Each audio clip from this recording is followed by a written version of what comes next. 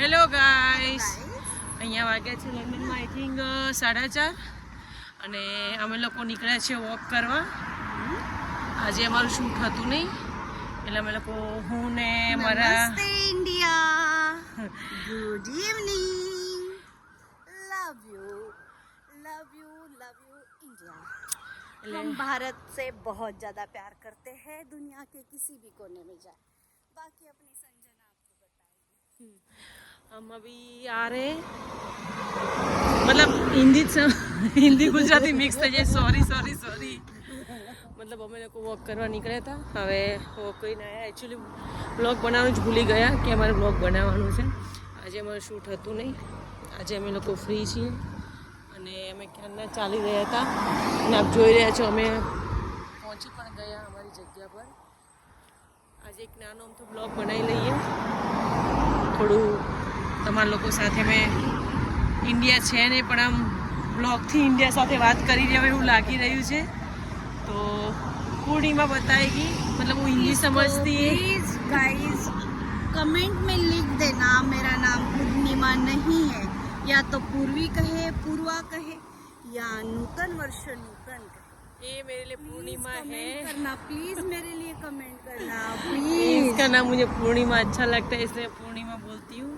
अब वो यही बताएगी आपको इधर आके कैसा लग रहा है. इंडिया की याद आ रही है बहुत ज़्यादा. मैंने पहले ही बोला कि भारत देश जो हमारी माँ है उसको तो हम भूल नहीं सकते. हाँ, यहाँ पे आए हैं शूटिंग के लिए. गुजराती मूवी है लायक नालायक, और हम यहाँ पे बहुत याद अच्छे रखो, से, हाँ, लायक नालायक. हम यहाँ पिक्चर में काम यहाँ कर पे रहे हैं. हमारा शूट बहुत अच्छे से चल रहा है, सब अच्छा है.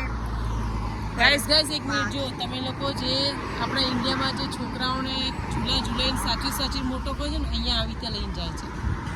ટ્રોલીમાં નાખો, ચાહે સામાન હોય કે છોકરા ટ્રોલીમાં નાખીને જ લઈને જાઓ. ऐसा ही होता है, चाहे मॉल का सामान हो या खुद के बच्चे हो, ऐसा लेके निकलो. इससे ये समझना चाहिए कि अपना खुद कैसे ध्यान रखना चाहिए. ना किसी के ऊपर बोझ बनो, ना किसी को कंप्लेंट करो, है ना. અને અમને અહીંયા આવીને એવું પહેલાં શરૂઆતમાં એવું લાગ્યું કે લંડન આ અમે ફટાફટ જઈએ ત્યાં, મતલબ એન્જોય કરીશું આ. પણ હવે અહીંયા ખબર પડી ખરેખર આપણો દેશ આપણો જ દેશ અને આપણે ઇન્ડિયા જેવી મજા નથી.